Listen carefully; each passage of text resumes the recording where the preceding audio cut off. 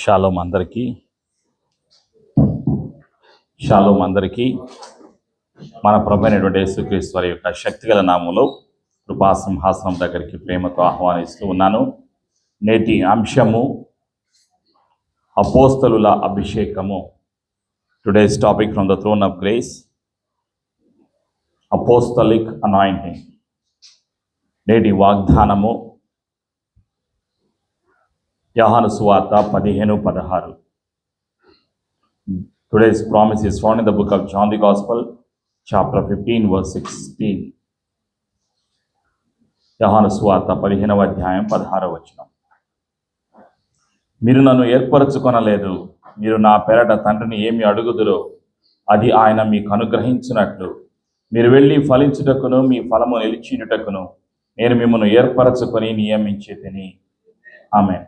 ప్రార్థన. యేసు రక్తము ద్వారా తండ్రి నీ సన్నిధికి వస్తున్నాము. తండ్రి నీ ప్రేమకై వందనాలు. యేసయ్యా నీ కృప ద్వారా అనుగ్రహించిన రక్షణకై వందనాలు. పరిశుద్ధాత్మ దేవా నిత్యము నీ సహాయం అనుగ్రహిస్తున్నందుకు నీకు వందనాలు.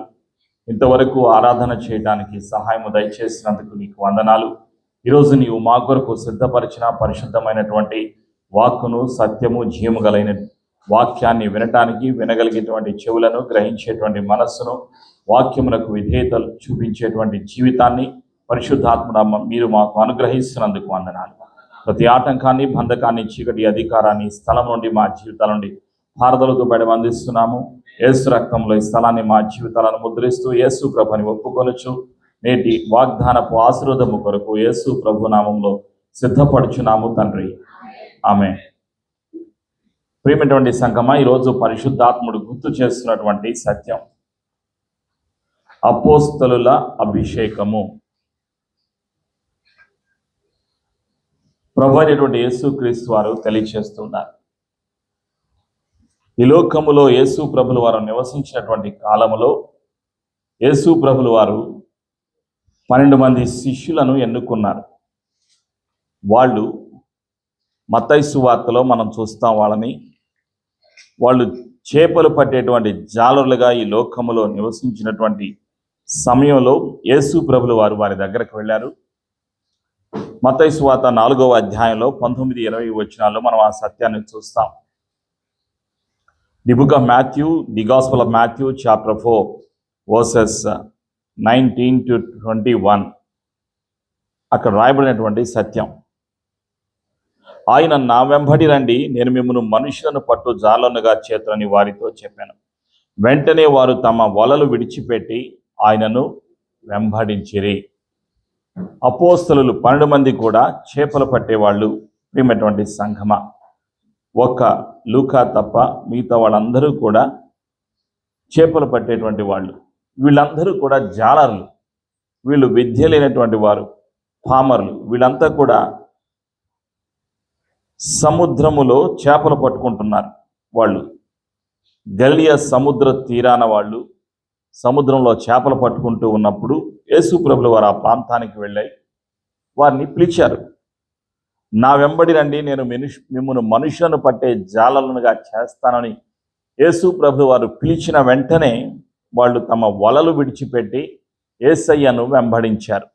ప్రియమైనటువంటి సంఘమా, వాళ్ళలో ఉన్నటువంటిది ఏమిటి అంటే యేసు ప్రభు ఎవరో వాళ్ళకి తెలియదు. తెలియకపోయినప్పటికీ వాళ్ళు పిలుపుకు లోబడ్డారు. అపోస్తలుల యొక్క పిలుపు ప్రత్యేకమైనటువంటిది, అసాధారణమైనటువంటి పిలుపు. విశ్వాసుల అభిషేకము వేరు, అపోస్తలుల అభిషేకము వేరు. ప్రియమైనటువంటి సంఘమా, అదే సత్యాన్ని పరిశుద్ధాత్ముడు గుర్తు చేస్తూ ఉన్నాడు. ప్రతి ఒక్కరిని కూడా యేసయ్య పిలుస్తూ ఉన్నాడు. దేని కొరకు? తండ్రి చిత్తాన్ని జరిగించటానికి, తండ్రి రాజ్యము భూలోకములో స్థాపించటానికి తండ్రి ప్రతి ఒక్కరిని కూడా, ప్రతి విశ్వాసిని కూడా పిలుస్తూ ఉన్నారు. అయితే అందరినీ పిలిచినటువంటి దేవుడు ఏం చేస్తున్నారు అంటే తన రాజ్య విస్తరణ కొరకు, సంఘాలను స్థాపించుట కొరకు ప్రత్యేకించుకున్నారు. విశ్వాసులలో నుండి 5 రకాలైనటువంటి పరిచర్యలను సంఘమునకు దేవుడు అనుగ్రహించాడు. వాటిని ఏమంటామంటే 5-fold మినిస్ట్రీ. 5 రకాలైనటువంటి పరిచర్యలు. సేవ కొరకు అవి వరాలు. ఇవి అసాధారణమైనటువంటి వరాలు. ఎవరికి దేవుడు అనుగ్రహించాడు? విశ్వాసులకు అనుగ్రహించాడు. ఆ సత్యాన్ని ఎఫెసీయులకు రాసినటువంటి పత్రికలో మనం చూస్తాం. 4వ అధ్యాయంలో 11 నుంచి 13 వరకు రాయబడి ఉన్నాయి. ప్రియమైనటువంటి సంఘమా, the book of Ephesians, Paul's letter to Ephesians chapter 4 verses 11 to 13. ఇక్కడ రాయబడినటువంటి సత్యం ఏమిటి అంటే, సంఘ పరిచర్య కొరకు, సంఘ అభివృద్ధి కొరకు, ఆత్మల సంపాదన కొరకు, తండ్రి మహిమ కొరకు ఈ యొక్క పరిచర్యలు ఇవ్వటం జరిగింది. ప్రియమైనటువంటి సంఘమా, అవి ఎఫెసీయులకు రాసినటువంటి పత్రికలో 4వ అధ్యాయంలో 13వ వచనం నుంచి నేను చదువుతున్నాను. క్రీస్తు శరీరము క్షేమాభివృద్ధి చెందుటకును, పరిచర్య ధర్మము జరుగుటకును ఆయన కొందరిని అపోస్తులను గాను, కొందరిని ప్రవక్తలకు గాను, కొందరిని స్వార్థికులను గాను, కొందరిని కాపరులు గాను, ఉపదేశకులు గాను నియమించెను. 5 రకాలైనటువంటి వారిని దేవుడు నియమించాడు. సంఘములో ఉన్నటువంటి వారిని, రక్షణ పొందినటువంటి వారిని 5 రకాలైనటువంటి వరాలను అనుగ్రహించి ఈ 5 రకాలైనటువంటి పనులు చేయటానికి వారిని ప్రత్యేకపరుచుకున్నాడు. మీ కుడి హస్తాన్ని చూపించండి. ఈ 5 రకాలు ఏంటంటే, ఈ యొక్క పెద్దవేలు ఇది అపోస్తలుల యొక్క అభిషేకం. ఈ యొక్క చూపుడు వేలు ఇది ప్రవక్తల యొక్క అభిషేకం. మధ్యలోది పొడవుగా ఉంటుంది, ఇది సువార్తికుల యొక్క అభిషేకం. ఇది ఉంగరం వేలు అంటారు, రింగ్ ఫింగర్ అంటారు.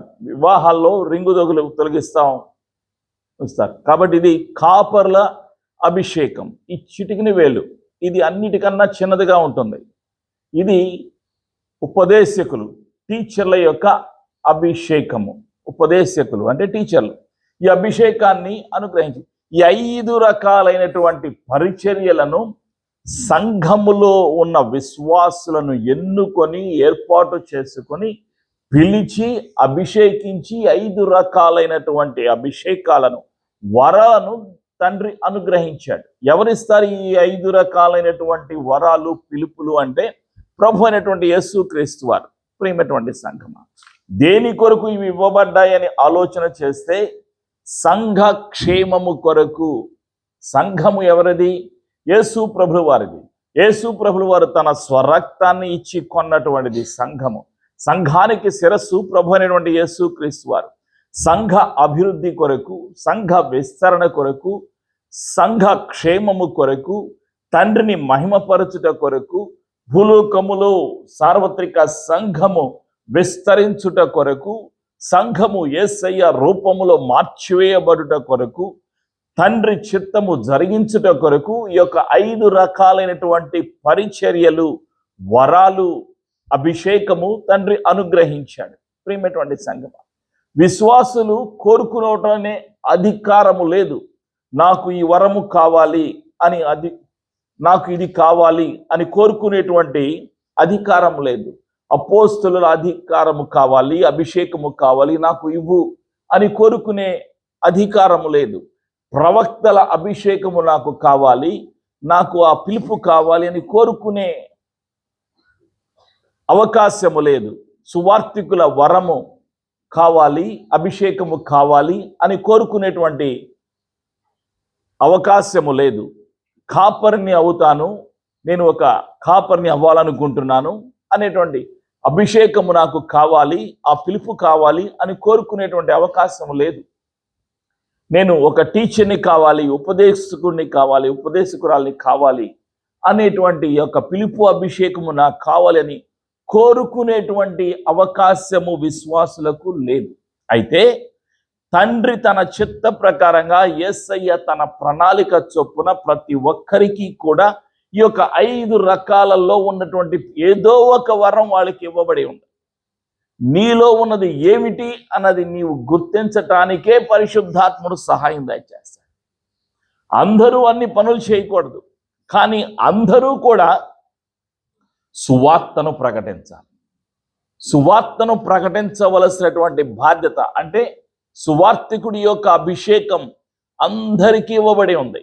అందరూ కూడా సువార్తను ప్రకటించాలి. కానీ అందరూ అపోస్తలులు కాదు, అందరూ ప్రవక్తలు ప్రవక్తినీలు కాదు, అందరూ కాపర్లు కాదు, అందరూ టీచర్లు కాదు, కొందరే. ఆ కొందరు ఎవరు అన్నది పరిశుద్ధాత్ముడే నీలో ఆ యొక్క కార్యాన్ని జరిగించి నువ్వు ఈ పని చెయ్యాలి అని నిన్ను నియమిస్తాడు. యేసయ్య ఇచ్చిన ఆ వరాన్ని పరిశుద్ధాత్ముడు గుర్తు చేస్తాడు. నువ్వు ఈ పనికి ఉపయోగపడతావు, నీవు అపోస్తలుడివి, నీవు ప్రవక్తినివి, నీవు సువార్తికుడివి, నీవు కాపరివి, నీవు ఉపదేశకుడివు అని ఆయన నిన్ను నియమిస్తాడు. అయితే సువార్త పని అందరూ చేయాలి, అందరి యొక్క బాధ్యత. ప్రియమైనటువంటి సంఘమా, ఆ సత్యాన్ని నీవు నేను గుర్తుపెట్టుకోవాలి. ఇవి ఏమిటి అంటే ఇవి బాధ్యతలు, ఇవి పనులు.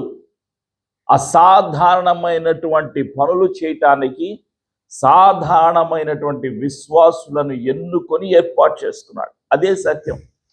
యోహాను సువార్తలో 15వ అధ్యాయంలో 16వ వచనంలో యేసయ్య సెలవిస్తున్నారు, తన శిష్యులను పిలిచి చెప్తున్నారు, మీరు నన్ను ఏర్పరచుకొనలేదు, మీరు నా పెరట తండ్రిని ఏమి అడుగుదురో అది ఆయన మీకు అనుగ్రహించినట్లు మీరు వెళ్ళి ఫలించుటకును మీ ఫలము నిలిచియుండుటకును నేను మిమ్మును ఏర్పరచుకొని నియమించితిని.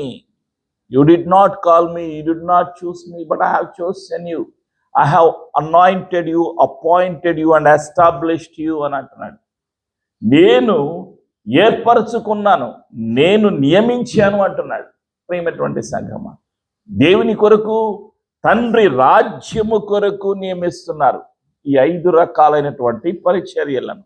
కాబట్టి ఈరోజు నీవు నేను గుర్తుపెట్టుకోవలసినటువంటి సత్యం ఏంటంటే, మొదటిగా నీవు ఏర్పరచబడి ఉన్నావు, ఎన్నుకోబడి ఉన్నావు, నీవు నియమించబడ్డావు. దేని కొరకు?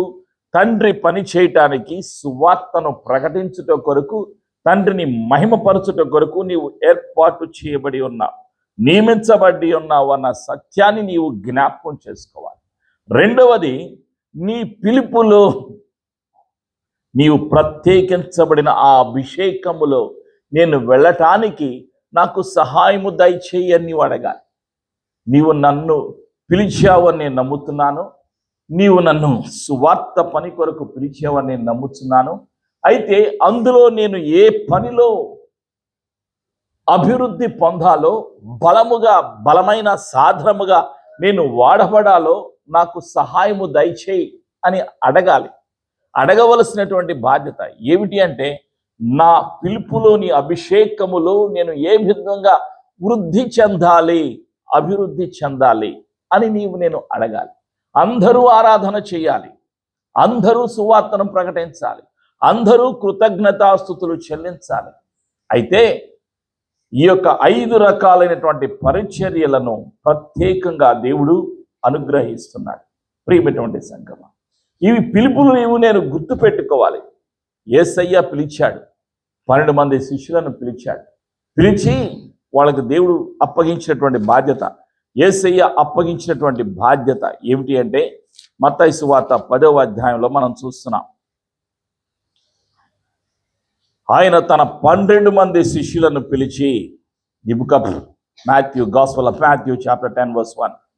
ఆయన తన 12 మంది శిష్యులను పిలిచి, అపవిత్రాత్మలను వెళ్ళగొట్టుటకును, ప్రతి విధమైన రోగమును, ప్రతి విధమైన వ్యాధిని స్వస్థపరచుటకును వారిని అధికారం ఇచ్చాను. ఇది అనుగ్రహించాడు.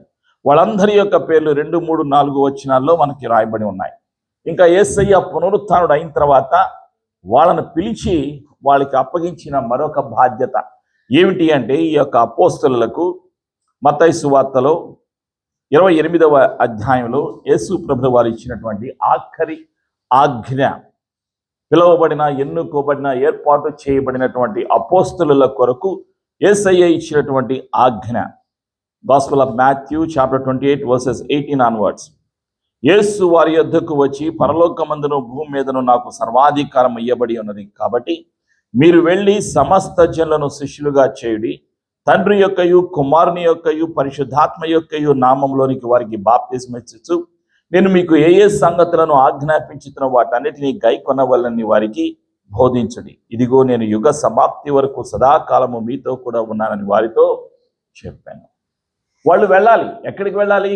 సర్వలోకమునకు వెళ్ళాలి, సర్వ సృష్టికి వెళ్ళాలి అని యేసయ్య సెలవిచ్చారు, ఆజ్ఞాపించారు. ఇంకా వాళ్ళని ఏమన్నారంటే, మీరు అభిషేకాన్ని పొందుకోవాలి, అందుకొరకు మీరేం చేయాలి?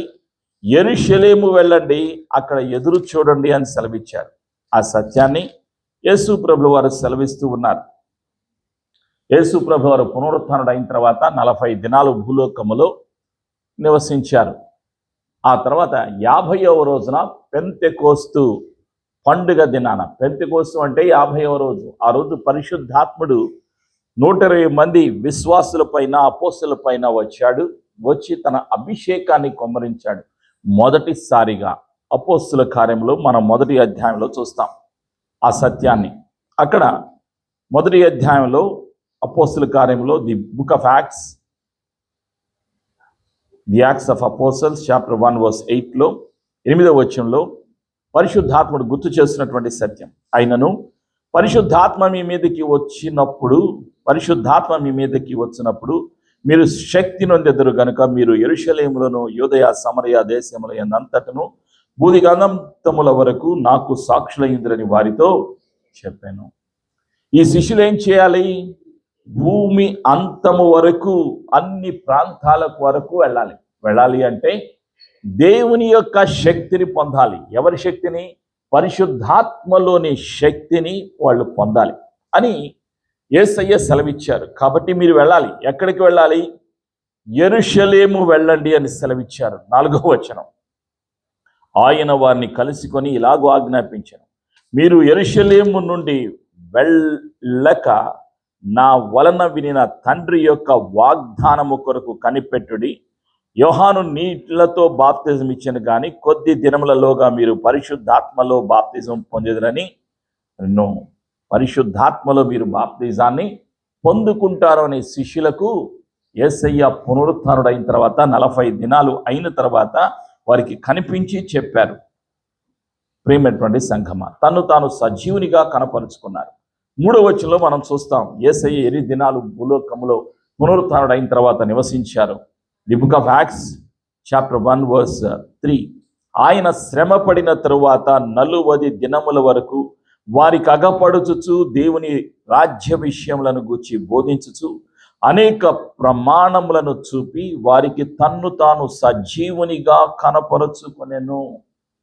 పునరుత్థానుడైన తరువాత యేసయ్య తన్ను తాను సజీవునిగా వాళ్లకు కనపరుచుకున్నారు. ఎందుకంటే వాళ్ళలో ఉన్న విశ్వాసాన్ని పెంచటానికి, వాళ్ళు అభిషేకము పొందటానికి, వాళ్ళు చేయవలసినటువంటి బాధ్యతలు వారికి తెలియచేయటానికి యేసయ్య వాళ్ళని బలపరిచారు, వాళ్ళని వెళ్ళమన్నారు. వాళ్ళు వెళ్ళారు, యెరూషలేము వెళ్ళారు. యెరూషలేము మేడగదిలో ఉన్నారు. వాళ్ళతో పాటు యేసు ప్రభుల వారి యొక్క తల్లిగారు, మరికొందరు స్త్రీలు, మొత్తం 120 మంది కలిసి ఏకధాటిగా ఒకే మనసుతో, ఒకే ఆలోచనతో వాళ్ళందరూ కూడా ప్రార్థనలు చేశారు. వాళ్ళు ప్రార్థనలు చేసిన తరువాత ఆకాశము తెరవబడింది.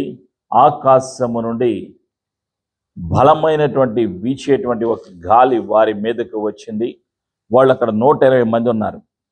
అపోస్తల కార్యములు 2వ అధ్యాయంలో 4వ వచనంలో చూస్తాం.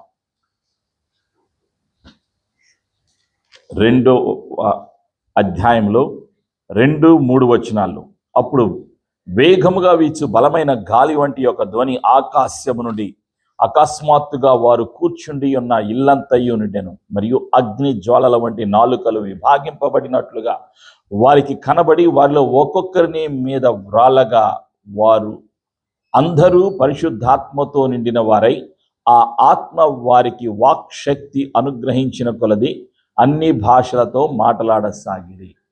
వాళ్ళు 120 మంది ఉన్నారు. ఈ 120 మంది కూడా పరిశుద్ధాత్మలోని 9 కృపావరాలు ఉన్నాయి. అవి కొరింథీయులకు రాసినటువంటి మొదటి పత్రికలో 12వ అధ్యాయంలో మనం చూస్తాం. అవి 12వ అధ్యాయంలో 1 నుంచి 13 వరకు మనం చదివినప్పుడు అక్కడ 9 కృపావరాలు ఉన్నాయి. అవన్నిటినీ కూడా వాళ్ళకి పొందుకున్నారు. ఎప్పుడు పొందుకున్నారు? ఈ యొక్క అభిషేకాన్ని, పరిశుద్ధాత్మలోని అభిషేకాన్ని పొందుకున్న వెంటనే వీళ్ళు ఇవన్నీ కూడా పొందుకున్నారు. అవి కూడా మనం ఇక్కడ చూస్తాం. ఇక్కడ అంటే కొరింథీయులకు రాసినటువంటి మొదటి పత్రికలో 12వ అధ్యాయంలో 1 నుంచి 11 వచనాలు మనం చదివినప్పుడు అక్కడ బుద్ధివాక్యము, జ్ఞానవాక్యము, భాషలు పలికేటువంటి భాషల వరము, భాషలకు అర్థాన్ని చెప్పేటువంటి వరము, వివేచన వరము, స్వస్థపరిచేటువంటి వరము, అద్భుతాలు చేసేటువంటి వరము, ఈ విధంగా బుద్ధివాక్యము, జ్ఞానవాక్యం అని 9 వరాలు ఉన్నాయి. ఈ వరాలన్నీ కూడా పరిశుద్ధాత్మలోని అభిషేకాన్ని పొందుకున్నాక వాళ్లకు విడుదల చేయబడి ఉన్నాయి. అదే సత్యాన్ని యేసు ప్రభు వారు సెలవిచ్చారు. పరిశుద్ధాత్మ మీ మీదకి వచ్చినప్పుడు మీరు శక్తి నొందెదరు.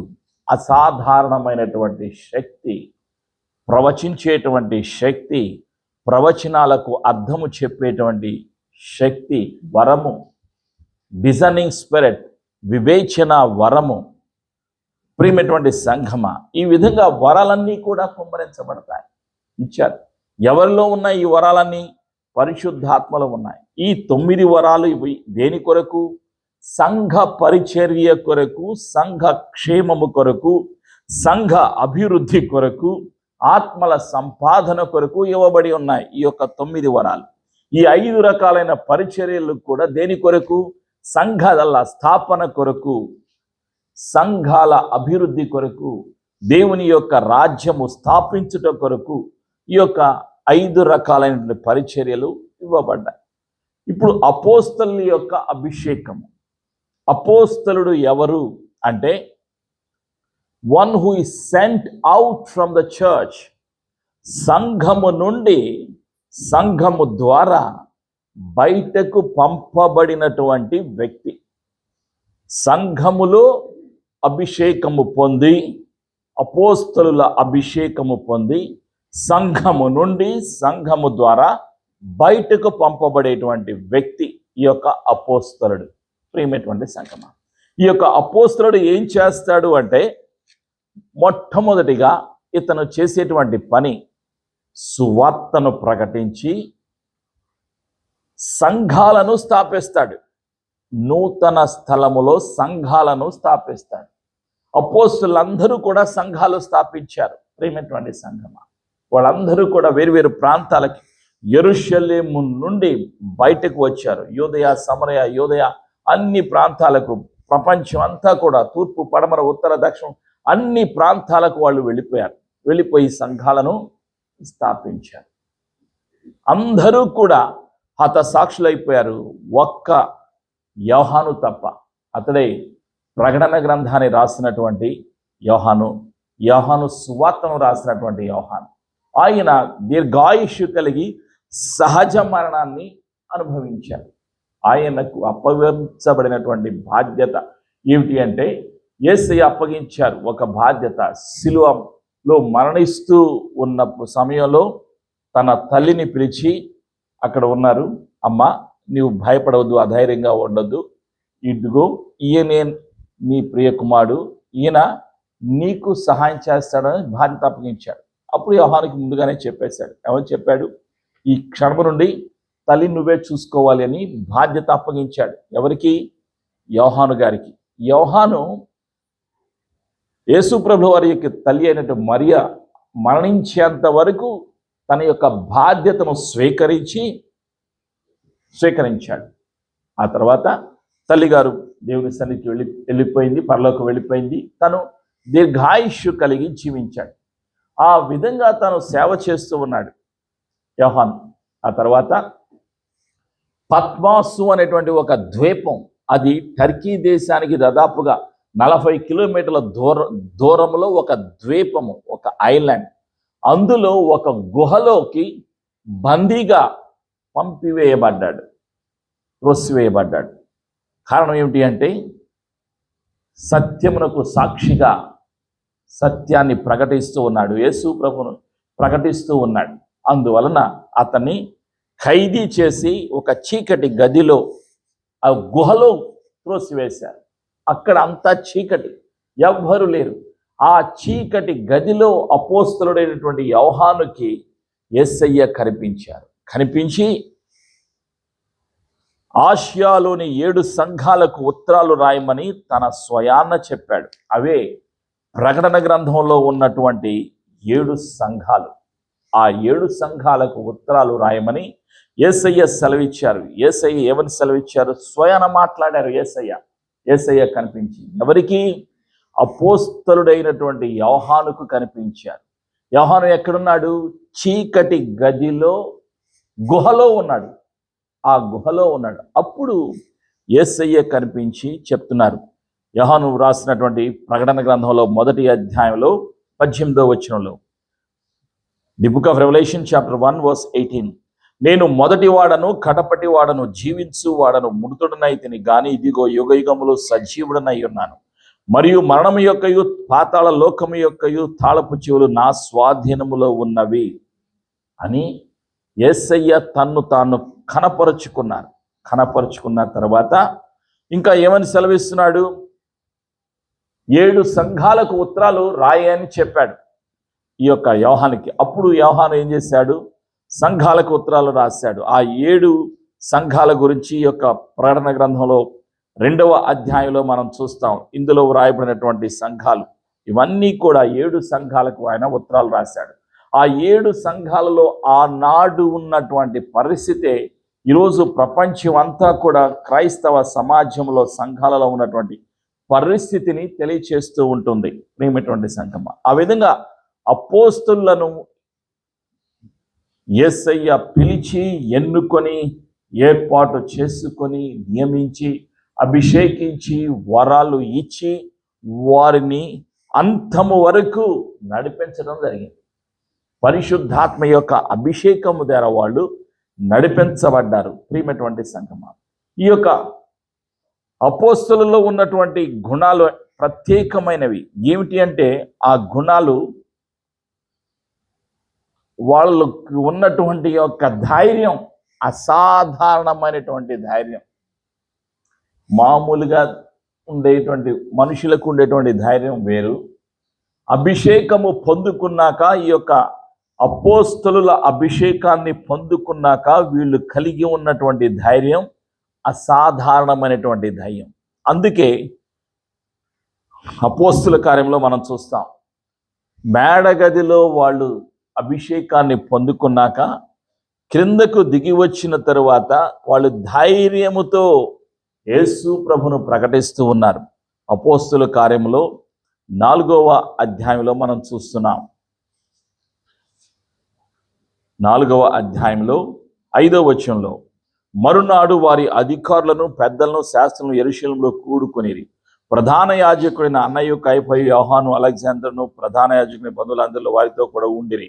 వారు పేతురును యోహాను మధ్యను నిలవబెట్టి, మరి ఏ బలము చేత ఏ నామమును బట్టి దీన్ని చేసిరని, మీరు ఏ బలము చేత ఏ నామమును బట్టి దీన్ని చేస్తారని అడుగగా, పేతురు పరిశుద్ధాత్మతో నిండిన వాడై ఇట్లనెను, ప్రజల అధికారులారా పెద్దలారా, దుర్బలునికి చేయబడిన ఉపకారమును గూర్చి వాడు దేని వలన స్వస్థత పొందినని నేడు మమ్మను విమర్శించుతున్నారు గనుక మీరందరూ ఇశ్రాయేలు ప్రజలందరూ తెలుసుకొనవలసినదేమనగా, మీరు సిలువ వేసినట్టు మృతులలో నుండి దేవుడు లేపినట్టు నజరేయుడైన యేసు క్రీస్తు నామముననే వీడు స్వస్థత పొంది మీ ఎదుట నిలుచుచున్నాడు. ధైర్యంగా చెప్పాడు. ఎవరు? పేతురు గారు. ప్రియమైనటువంటి సంఘం, ఈ విధంగా సువార్తను ప్రకటించారు వాళ్ళందరూ కూడా.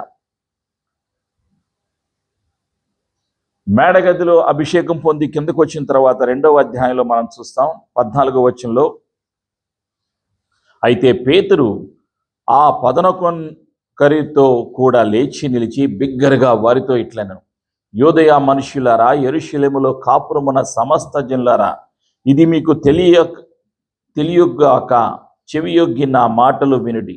మీరు ఊహించినట్టు మీరు విత్తురు, మీరు మత్తురు కారు, ప్రొద్దు పొడిచి జామున కాలేదు. యావేలు ప్రవక్త ద్వారా చెప్పబడిన సంగతి ఇదే, ఏమనగా అంత్య దినముల యందు నేను మనుషులందరి మీద నా ఆత్మను కుమ్మరించెదను. మీ కుమారులను మీ కుమార్తెలను ప్రవచించెదరు. మీ యవనులకు దర్శనములు కలుగును. మీ వృద్ధులు కలలు కందురు. ఆ దినములలో నా దాసుల మీద నా దాసురాండ్ర మీద నా ఆత్మను కుమ్మరించెదనని గనుక వారు ప్రవచించెదరు. ఈ విధంగా పేతురు అభిషేకాన్ని పొందుకున్న తర్వాత క్రిందకు దిగి వచ్చి సువార్తను ప్రకటించాడు. ప్రకటించిన తర్వాత అక్కడ దాదాపుగా 5,000 మంది రక్షణ పొందుకున్నారు. 4వ అధ్యాయంలో, అపోస్తలుల కార్యం 4వ అధ్యాయంలో 4వ వచనంలో చూస్తాం. వాక్యము వినిన వారిలో అనేకులు నమ్మిరి. వారిలో పురుషుల సంఖ్య ఇంచుమించు 5,000 ఆయను. 5,000 మంది రక్షణ పొందుకున్నారు. అపోస్తలుల అభిషేకము పొందుకున్న తర్వాత యూదులకు భయపడలేదు, రోమీలకు భయపడలేదు, రోమా సైన్యానికి భయపడలేదు, రోమా అధికారానికి భయపడలేదు. ఎవరికి భయపడ్డారు? తండ్రికి భయపడ్డారు, తండ్రి చిత్తానికి భయపడ్డారు. యేసయ్య నామాన్ని ధైర్యంగా వీళ్ళు ప్రకటించారు. ప్రకటించి ఒక ప్రాంతం నుండి వేరువేరు ప్రాంతానికి వాళ్ళు వెళ్ళగలిగారు. వీరిలో ఉన్నటువంటి ధైర్యం అసాధారణమైనది. వీళ్ళు ఏం పొందుకున్నారు? అభిషేకాన్ని పొందుకున్నాక ఆత్మల నశించిపోతున్నటువంటి ఆత్మల ఎడల వీళ్ళు భారాన్ని పొందుకున్నారు. భారం వీళ్ళకి కలిగింది. అనేక మంది, వేల మంది, కోట్ల మంది నశించిపోతున్నారు. కాబట్టి వీళ్లకు సువార్తను ప్రకటించాలి. వీళ్ళను చెర నుండి, చీకటి అధికారము నుండి, పాపపు అధికారము నుండి, రోగపు అధికారం నుండి విడిపించగల శక్తి గల వాక్యమై ఉన్న యేసయ్య ప్రేమను ప్రకటించాలి అనేటువంటి నిర్ణయం తీసుకుని వీళ్ళు అన్ని ప్రాంతాలకు వాళ్ళు వెళ్ళారు. ఆ విధంగా వాళ్ళు వెళ్ళటం ద్వారా సువార్త అన్ని దేశాలకు వ్యాపించడం జరిగింది. మొదటిగా తండ్రి ప్రేమ ద్వారా, రెండవదిగా యేసయ్య కృప ద్వారా, మూడవదిగా పరిశుద్ధాత్ముడి యొక్క అభిషేకము ద్వారా సువార్త అన్ని దేశాలకు వెళ్ళటం జరిగింది. సువార్తికులు, కాపరులు, ఉపదేశకులు, ప్రవక్తలు, అపోస్తలుగా తయారు చేయబడి పంపించబడ్డారు. ప్రియమైనటువంటి సంఘమా, ఇదే పరిశుద్ధాత్ముడి యొక్క కార్యం. ప్రతి ఒక్క దేశములో, స్థానిక సంఘములో ఉన్నటువంటి విశ్వాసులను దేవుడు పిలుస్తూ ఉన్నాడు. తన ప్రణాళికను నెరవేర్చడం కొరకు యేసయ్య రాకడ సమీపంగానే ఉన్నది. ఆయన రాకడ సమీపంగా ఉన్నది కాబట్టి ఆయన ఏం చేస్తారు అంటే ప్రతి ఒక్కరికి కూడా బాధ్యతను అనుగ్రహిస్తున్నారు. మొదటి బాధ్యత ఏమిటి అంటే సువార్తను ప్రకటించాలి. రెండవదిగా నీవు దేని కొరకైతే పిలువబడ్డావో, దేని కొరకైతే అభిషేకించబడ్డావో ఆ అభిషేకంలో వర్ధిల్లులాగున, నిలబడులాగున, బలమైన సాధనముగా నీవు వాడబడులాగున, నిన్ను తయారు చేయటానికి, నిన్ను బలపరచటానికి, నిన్ను బలమైన సాధనముగా నియమించి వాడుకోవటానికి ఆయన ఇష్టపడుతూ ఉన్నారు. అయితే మనం ఏం చేయాలి? సత్యమునందు విశ్వాసము ఉంచాలి, వాక్యమునందు విశ్వాసం ఉంచాలి, ప్రవచనమునందు విశ్వాసం ఉంచాలి, పరిశుద్ధాత్మనందు విశ్వాసం ఉంచాలి, ఆయన ఇచ్చే కృపా వరాల మీద విశ్వాసం ఉంచాలి. ఈ 5 రకాలైనటువంటి పరిచర్యల మీద విశ్వాసము కలిగి జీవించాలి. అపోస్తలుల అభిషేకము, ప్రవక్తల అభిషేకము, సువార్తికుల అభిషేకము, కాపరుల అభిషేకము, ఉపదేశకుల అభిషేకమునందు మనం విశ్వాసం ఉంచాలి. అవి నా కుటుంబములో జరగాలి అనేటువంటి ఆశ కలిగి మనము ఉండాలి. నీవు దేని కొరకైతే నియమించావో, ఏ అభిషేకములో వృద్ధి చెందాలో, అభివృద్ధి చెందాలో, ఫలించాలో, ఆ ఫలము చిరస్థాయిగా నిలిచి ఉండాలో, అందుకొరకు నన్ను నియమించు, పంపించు అనే ఆలోచనతోటి మనము సిద్ధపడాలి. ప్రియమైనటువంటి సంఘం, ఈ అపోస్తలుల అభిషేకము కలిగిన వెంటనే మనం ఎక్కడికి వెళ్ళిపోతాం? ఉన్న స్థలము నుండి బయటకు వెళతాం, వేరే ప్రాంతాలకు వెళతాం. ఎక్కడికైతే ఆ అభిషేకం మనం నడిపిస్తుందో ఆ ప్రాంతానికి వెళతాం. ప్రియమైనటువంటి సంఘం, అప్పుడు మనకేం కలుగుతుంది? అభిషేకములో ఉన్న సామర్థ్యము, శక్తి మనము పొందుకుంటాం. ఆ విధంగా వెళ్ళటానికి పరిశుద్ధాత్ముడు సహాయం దయచేశాడు. అజర్బైజాన్ అనేటువంటి ప్రాంతానికి వీసా కొనుక్కుని టికెట్ కొనుక్కుని వెళ్ళాను. వెళ్ళిన తర్వాత అక్కడికి వెళ్ళిన తర్వాత మసీదులోకి వెళ్ళాలనే ప్రేరణ కలిగింది. మసీదులోకి వెళ్ళాను. మసీదులోకి వెళ్ళి సువార్తను ప్రకటించిన తర్వాత బయటకు వచ్చిన తర్వాత చక్కగా పోలీసులు పట్టుకున్నారు, తీసుకెళ్లారు, జైల్లో పెట్టారు. ఆలోచన చేయండి, అది పరిస్థితి. ఆ జైల్లో ఉన్నప్పుడు కూడా మొదటగా భయం వేసింది, తర్వాత యేసయ్య కృప చూపాడు, పరిశుద్ధాత్ముడు సహాయం దయచేశాడు, భయాన్ని తొలగించాడు. నేను నీకు పిరికితనము గల ఆత్మను ఇయ్యలేదు, ప్రేమ, శక్తి, ఇంద్రియ నిగ్రహము గలనే ఆత్మనిచ్చాను. ఆ వాక్యాన్ని పరిశుద్ధాత్ముడు జ్ఞాపకం చేశాడు. రోమిలకు రాసినటువంటి పత్రికలో 8వ అధ్యాయంలో 31వ వచనంలో ఏమని రాయబడి ఉందంటే, దేవుడు మన పక్షాన ఉండగా మనకు విరోధి ఎవడు అని రాడు. when God is for us, who can be against us? ఆయన మన పక్షాన ఉంటాడు. ఎందుకు? నీవు యేసయ్య పక్షాన సువార్తను ప్రకటించినట్లయితే, యేసయ్య కొరకు, సత్యము కొరకు నీవు జీవించినట్లయితే యేసయ్య నీ పక్షాన ఉంటాడు. ప్రేమైనటువంటి సంగతి. ఆ విధంగా పరిశుద్ధాత్ముడు సహాయం దయచేశారు. ఆ జైల్లో నుంచి కొంత సమయం అయిపోయిన తర్వాత శిక్ష పడకుండా, నన్ను కోర్టు తీసుకెళ్లకుండా వాళ్ళు విడిపించేశారు. నాకు వార్నింగ్ ఇచ్చారు. నా పాస్పోర్టు, నా యొక్క వ్యాలెట్, బైబుల్, కరపత్రాలన్నీ ఇచ్చేశారు. బయటకు వచ్చాను. వదిలిపెట్టి మరికొన్ని రోజులు, 10 రోజులు అదే దేశంలో ఉండి స్వార్థను ప్రకటించి తర్వాత నేను వచ్చేసాను, అబుదాబి వచ్చాను. ఇక్కడికి వచ్చిన తర్వాత ఒక ప్రాంతం నుంచి మరొక ప్రాంతానికి వెళ్ళటం ప్రారంభం. ఇక్కడ నుంచి ఇరాన్ వెళ్ళటం జరిగింది. ఇరాన్లో వెళ్ళిన తర్వాత అక్కడ మసీదు లోపలికి వెళ్ళాను. మసీదు లోపల వాక్యం చెప్పాను, ప్రకటించాను, బయటకు వచ్చాను. పరిశుద్ధాత్ముడు సహాయం దయచేశాను. అక్కడి నుంచి బయటకు వచ్చాను.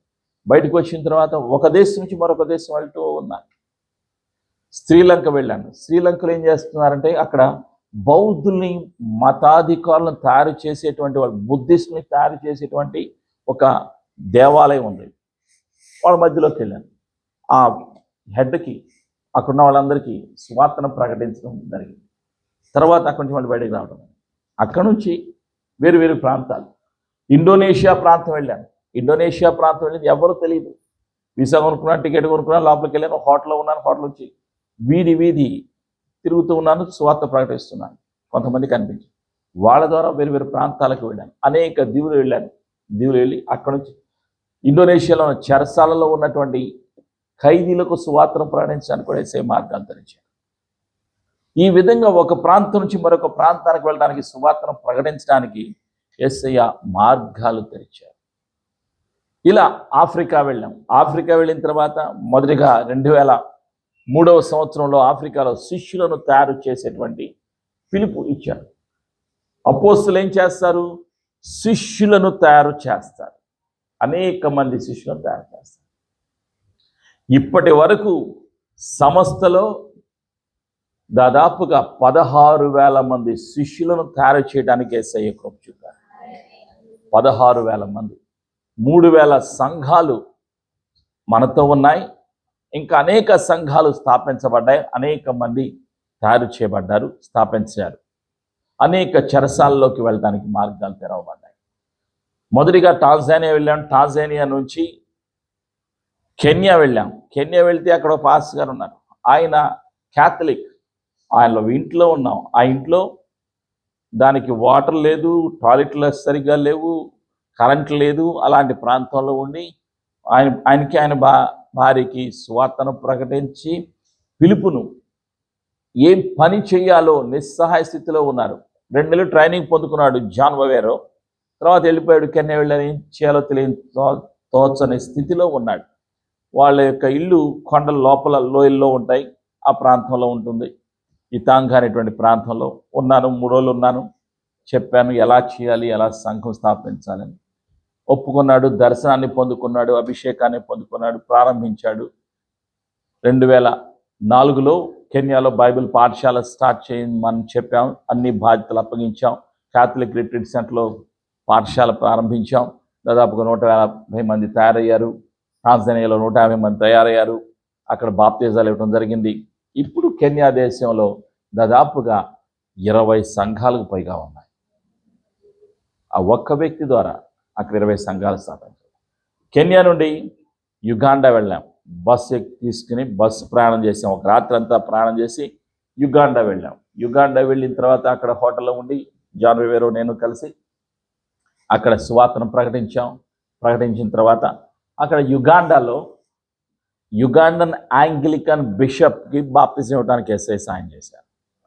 తర్వాత ఆ యుగాండాలో దాదాపుగా 100 మందికి పైగా బాప్తిజాలు ఇవ్వడానికి ఎస్ఐ సాయం చేశారు. అక్కడ 150 మందిని తయారు చేయడానికి అవకాశం కలిగింది. యుగాండాలో దాదాపు 50 సంఘాలు ఇప్పుడు ఉన్నాయి. ఎస్ఐ మహాకృప. ఆ తర్వాత అక్కడి నుంచి బయలుదేరి మళ్ళీ ఒక దేశం నుంచి మరొక దేశం, ఒక దేశం నుంచి మరొక దేశం వెళుతూ ఉన్నాం. వచ్చేసాం. వచ్చిన తర్వాత ఒక పాస్టర్ గారు ఫోన్ చేశారు.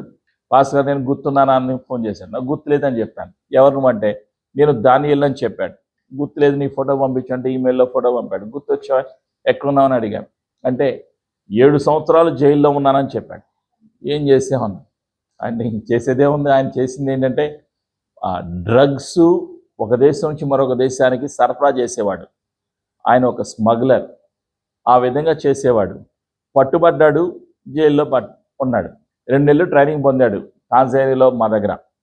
ఆ 2 నెలలు ప్రతి వారం వెళ్ళేవాడు. సోమవారం ఇచ్చిందంటే నేను కోర్టుకు వెళ్ళాలి అనేవాడు. రోజు పర్మిషన్ ఇచ్చేవాడిని, వచ్చేవాడు. ఆ ట్రైనింగ్ అయిపోయిన తర్వాత నాకు శిక్ష పడింది అన్నాడు. సరే, ఏం చేసామన్నాను. 7 సంవత్సరాల్లో చెరసాలలో కాపరిగా పనిచేశాడు. ఖైదీగా ఉంటూ ఖైదీలకు కాపరిగా ఉండి 500 మందికి బాప్తిజాలు ఇచ్చాడు. చివరికి ఆ టాంజానియా నుంచి బహిష్కరించారు. జాన్జిబార్ అనేటువంటి ద్వీపం నుండి బయటికి పంపించేశారు. పంపించిన తర్వాత ఇప్పుడు ఎక్కడున్నావు అని అడిగితే తను చెప్తున్నాడు. ఎక్కడున్నాను అంటే నా దేశం వెళ్ళిపోయానని చెప్పాడు. కెమరూన్ అనే దేశం వెళ్ళిపోయాడు. ఏం చేస్తున్నావు అంటే నిస్సహాయత, ఏం చేయాలో తోచట్లేదు అన్నాడు. సరే, నేను వస్తున్నానని చెప్పాను. టికెట్ కొనుక్కున్నాను, వీసా దొరలేదు. టికెట్ కొనుక్కుని వెళ్ళిపోయిన తర్వాత ఎయిర్పోర్ట్లోకి వెళ్ళిన తర్వాత వీసా లేదు, లోపలికి రానివ్వలేదు. తనకు ఫోన్ చేశాను. తను వచ్చాడు, కలిశాడు. సరే, నేను చెప్పాను వీసా లేని కారణంగా రానివ్వన్నారు. తనకి వెళ్ళిపోయాను. మళ్ళీ 1 నెల తర్వాత వీసా కొనుక్కుని మళ్ళీ వెళ్ళాను. వెళ్ళిన తర్వాత అక్కడ సంఘం ఎలా స్థాపించాలో చెప్పాను.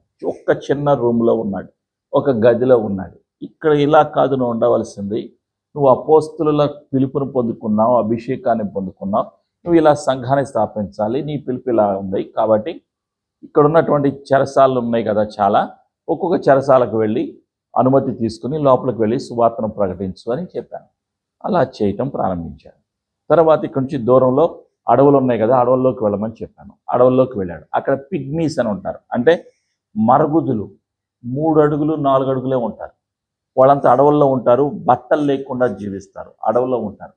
వాళ్ళ మధ్యలోకి వెళ్ళమని చెప్పాను. ఓకే అని చెప్పాను. డైరెక్షన్. అపోస్తుల అభిషేకం ఏం చేస్తుందంటే ఎలా పని చేయాలో మార్గాలను తెలియచేస్తుంది, తయారు చేస్తుంది. ఈ విధంగా చెప్పాను. వెళ్ళాడు. పిగ్మీస్ మధ్య ఇప్పుడు 20 సంఘాలు ఉన్నాయి. కెమరూన్లో ఒక 30 సంఘాలు ఉన్నాయి. ఆయన ఒక చిన్న రూమ్లో ఉండేవాడు. ఈరోజు మంచి బిల్డింగ్ కట్టాడు, చక్కగా సేవ చేస్తున్నాడు, అక్కడ పిగ్మీస్ని చూసుకుంటున్నాడు, ఇవి సంఘాలు చూసుకుంటాం. ఈ విధంగా తర్వాత చెరసాల పరిచర్య, తర్వాత అక్కడ బైబిల్ పాఠశాల నిర్మించడం జరిగింది. తర్వాత చెరసాలలో కూడా సువార్తను ప్రకటించడం జరిగింది. ఈ 5 చెరసాలలోకి వెళ్ళాం. ఒక్కొక్క చెరసాలకు వెళ్ళి వాళ్ళకి కావాల్సినవన్నీ కూడా అక్కడ ఒక్క పూట భోజనం పెడతారు, 2వ పూట భోజనం పెట్టరు. వాళ్ళకి భోజనాలు పెట్టి ప్రతిరోజు కూడా భోజనం పెట్టి వాళ్ళకి సువార్తను ప్రకటించి బాప్తిజాలు పొందారు. ఈ విధంగా యేసయ్య కృప చూపారు. అపోస్తుల అభిషేకము విలువైనది, శ్రేష్టమైనది, ఉన్నతమైనది. ఆ ఉన్నతమైన పిలుపు అభిషేకాన్ని మనము మన పిల్లలు పొందుకోవాలి. ఆ అభిషేకంలో మనం ఫలించాలి, అభివృద్ధి చెందాలి. ఆయన రాబోతూ ఉన్నారు కాబట్టి మనం ఏం చేద్దాం? సిద్ధపడదాం. యేసయ్య కృప మనందరికీ సదా తోడేండును కాక. ఆమేన్. ప్రతి ఒక్కరూ లేచి నిలబడి మన జీవితాన్ని సమర్పించుకోవాలి. ప్రభువైన యేసుక్రీస్తు వారు 2వసారి త్వరలో రాబోతూ ఉన్నారు.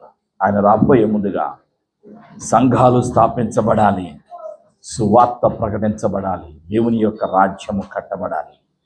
అందుకొరకు నీవు నేను పని చేయాలి. ప్రతి ఒక్కరూ సువార్తను ప్రకటించాలి. ప్రతి ఒక్క కుటుంబము అపోస్తలుల కుటుంబముగా,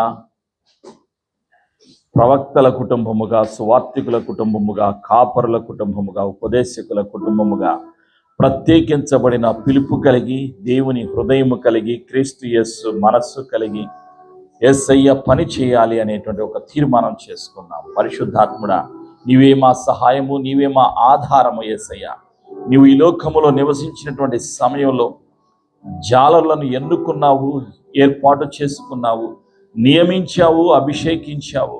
నీ యొక్క సువార్త నిమిత్తమై బలమైన సాధనాలుగా వాడుకున్నావు. కృపా వరాలు అనుగ్రహించావు, నీ అభిషేకం ఇచ్చావు, బలపరిచావు. బలమైన సాక్షులుగా నీవు నిలబెట్టి వాడుకున్నావు. నీకు వందనాలయ్యా. ఈరోజు నీ సన్నిధిలో నీ వాక్యాన్ని విన్న ప్రతి ఒక్కరిలో కూడా అపోస్తలుల అభిషేకాన్ని, సువార్తికుల అభిషేకాన్ని, ప్రవక్తల అభిషేకాన్ని, కాపరుల అభిషేకాన్ని, ఉపదేశకుల అభిషేకాన్ని దయచేస్తున్నందుకు నీకు వందనాలయ్యా. నీవు పిలిచిన దేవుడవు, నీవు నిర్ణయించినటువంటి వరములో, అభిషేకములో మేము ఫలించులాగున సహాయము దయచేస్తున్నందుకు, అభిషేకించి పంపుచున్నందుకు నీకు వందనాలయ్యా. నీవు పంపితే మేము బలముగా వాడగలుగుతాం, నీవు పంపితే మేము బలమైన సాధనాలుగా వాడబడగలుగుతామని నమ్ముచున్నామయ్యా. నీ వాక్యము సత్యము జీవమని ఉన్నదని నమ్ముచున్నాము. మాకు అసాధ్యమైనవన్నీ కూడా నీవు చేసే దేవుడవు యేసయ్యా. నీకు అసాధ్యమైనది ఏది కూడా లేదు అని నమ్ముచున్నాం. నీ బిడ్డల జీవితాల్లో ఉన్న ప్రతి అనుమానాలు, ప్రతి సమస్య, ప్రతి బలహీనత, ప్రతి చీకటి అధికారము, రోగపు అధికారము యేసు ప్రభు నామములో పారదలతో పడమందిస్తున్నాను. యేసు రక్తములో మా జీవితాలను ముద్రిస్తూ ఉన్నాం. యేసు ప్రభు శక్తిగల నామములో 5 రకాలైన పరిచర్యలు, అభిషేకాలు కలుగునుగాక. అభిషేకించబడి తయారు చేయబడి అనేక మంది శిష్యులను తయారు చేయడానికి, అనేక ప్రాంతాలకు వెళ్ళి సువార్తను ప్రకటించడానికి పరిశుద్ధాత్ముడ నీవే సహాయము దయచేస్తున్నందుకు నీకు వందనాలు. నీలో ఉన్నటువంటి అభిషేకాన్ని, జీవమును, స్వస్థతను, వరములను యేసు ప్రభు నామములో విడుదల చేస్తూ, యేసు ప్రభుని ఒప్పుకొనొచ్చు, యేసు సజీవుడు, పునరుత్థానుడు అని ప్రకటిస్తామని మాట ఇస్తూ, యేసు ప్రభు నామములో ప్రార్థించి ఆశీర్వాదాన్ని, అభిషేకాన్ని యేసు ప్రభు నామములో పొందుకొనుచున్నాము తండ్రి. ఆమేన్. మన తండ్రి అయిన